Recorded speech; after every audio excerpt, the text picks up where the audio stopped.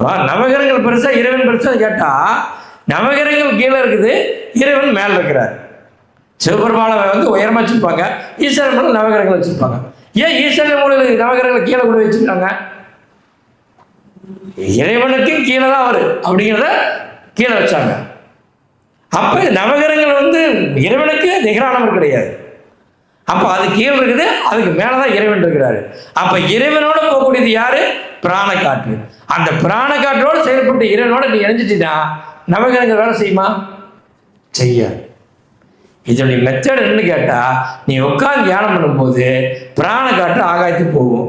ஆகாயத்துக்கு போகும்போது முதல்ல என்ன? காற்று மண்டலம். அதுக்கு மேல என்ன இருக்கும்? யோக மண்டலம். அதுக்கு மேல என்ன இருக்கும்? நவகிரக மண்டலம். அதுக்கு மேல என்ன இருக்கும்? ராசி மண்டலம். அதுக்கு மேல என்ன இருக்கும்? நட்சத்திர மண்டலம். அதுக்கு மேல என்ன இருக்கும்? என்ன இருக்கும்? ஆன்மாவுடைய பிரவேசங்கள்.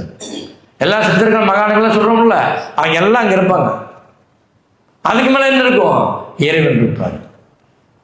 இது எல்லாம் புடிச்சு போக உன்னுடைய படி ஏற ஏற ஏற உனக்கு எல்லாமே புரியும்.